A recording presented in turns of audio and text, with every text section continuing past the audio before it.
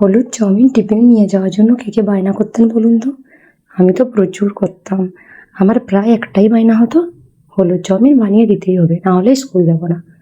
আর মা আমার জন্য বানিয়ে দিত ওই পেঁয়াজ আর আলু দিয়ে। তখন এত ক্যাপসিকাম, গাজর, বিনস এগুলো তো এত থাকতো না, তাই ওই আলু আর পেঁয়াজ দিয়েই বানিয়ে দিত। আজ এটাকে একটু অন্য স্টাইলে বানাচ্ছি, তো চলুন কী করে বানাচ্ছি দেখে নিই। প্রথমে একটি প্রেসার কুকার নিয়ে 2 গ্লাস জল, লবণ ও সরষের তেল দিয়ে দিচ্ছি। তেল দিলে চাউমিন সিদ্ধ করুন বা পাস্তা একে অপরের সাথে লেগে যায় না। এরপর 2 বাটি ম্যাকারনি দিয়ে ভালো করে ঢাকনা বন্ধ করে সিদ্ধ করে নিতে হবে। আমি এখানে 6 থেকে 7টি সিটি দিয়েছি, এর মধ্যেই আমার ভালো করে সিদ্ধ হয়ে গেছিলো। তারপর এটাকে ভালো করে ছেঁকে নিতে হবে। যখন ছাঁকবেন তখন একটা জিনিস মাথায় রাখবেন, এর মধ্যে যে একটা আঠালো ভাব থাকে ওটা যেন না রাখে। ভালো করে ঠান্ডা জল দিয়ে ধুয়ে নেবেন 4 থেকে 5 বার। এরপর জল ছড়াতে রেখে দিয়ে অন্যদিকে একটি কড়াই নিয়ে এর মধ্যে 2 চামচ সরষের তেল নিয়ে নিয়েছি। সরষের তেলটা একটু গরম হয়ে গেলে এর মধ্যে জিরে ফোড়ন দিয়ে দিচ্ছি। জিরে ফোড়নটা একটু ভাজা ভাজা হয়ে গেলেই এর মধ্যে কুচনো পেঁয়াজ আর একটু লবণ দিয়ে দিচ্ছি। কুচনো পেঁয়াজটাকে ভালো করে ভাজতে হবে যতক্ষণ পর্যন্ত একটু লালচে ভাব না এসে যায়। লালচে ভাব আসার পরে এর মধ্যে কুচিয়ে রাখা কাঁচা লঙ্কা দিয়ে টমেটো কুচি দিয়ে দিতে হবে। টমেটো কুচিটা দিয়ে ভালো করে নাড়িয়ে চাড়িয়ে এটাকে গলে যাওয়া পর্যন্ত কষিয়ে নিতে হবে, যাতে টমেটোটা একটু গলে যায়। এরপর এর মধ্যে কেটে রাখা গাজর দিয়ে দিচ্ছি।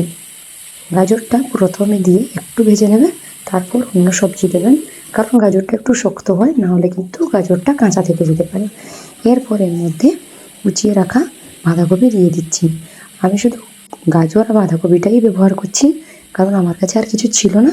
আপনারা ক্যাপসিকাম, মটরশুঁটি, আলু, বিনস যে কোনো সবজি দিতে পারেন। এরপর এটাকে ভালো করে ভেজে নিতে হবে। 2 থেকে 4 মিনিট ভাজলেই এটা হয়ে যায়। ঢাকা দিয়ে দিয়ে আপনারা ভাজবেন। ফ্লেমটা একটু লো করে দেবেন আর মাঝে মধ্যে নাড়াতে থাকবেন, নাহলে কিন্তু লেগে যাওয়ার সম্ভাবনা থাকতে পারে। এইভাবে মাঝে মধ্যে নাড়িয়ে চাড়িয়ে এটাকে ভালো করে ভেজে নিতে হবে। কোনো জল লাগবে না, তেলেই এটা ভাজা হয়ে যাবে। এরপর ভাজা হয়ে গেলে এর মধ্যে গ্রিন চিলি সস নিয়ে দিচ্ছি। আমি এখানে গ্রিন চিলিটা নিচ্ছি, আপনারা চাইলে স্কিপ করতে পারেন। এরপর এর মধ্যে সয়া সস দিয়ে দিচ্ছি কালারিংয়ের জন্য। তারপর আমি একটু কেচাপ ব্যবহার করছি। আমি টমেটো দিয়েছিলাম, তার জন্য কেচাপটা একটু কমই নিচ্ছি। আপনারা টমেটো না ব্যবহার করলে কেচাপটা একটু বেশি পরিমাণে নেবেন। এরপর আমি এখানে একটা পাস্তা মশলা ইউজ করছি। এটা এভারেস্টের পাস্তা মশলা, এটা খুব সুন্দর হয়, এর স্বাদটা খুব সুন্দর, দিয়ে দিলে পাস্তাটা খুব সুন্দর লাগে। আপনারা যে কোনো কোম্পানির ইউজ করতে পারেন। এরপর জল ছড়িয়ে রাখা ম্যাকারনিগুলো দিয়ে এটাকে ভালো করে নাড়িয়ে চাড়িয়ে নিতে হবে। আপনারা এর মধ্যে ধনেপাতা দিতে পারেন, আমার কাছে ছিল না তাই আমি স্কিপ করে গেছি। এটাকে ভালো করে মিশিয়ে নিয়ে লবণটা টেস্ট করে নেবেন, তারপর গরম গরম পরিবেশন করবেন। ছোট থেকে বড় সবাই এটা খুব পছন্দ করবে। বিশ্বাস করুন খুব সুন্দর খেতে লাগে। আপনারা একবার বানিয়ে দেখবেন, আপনাদের সত্যিই খুব ভালো লাগবে।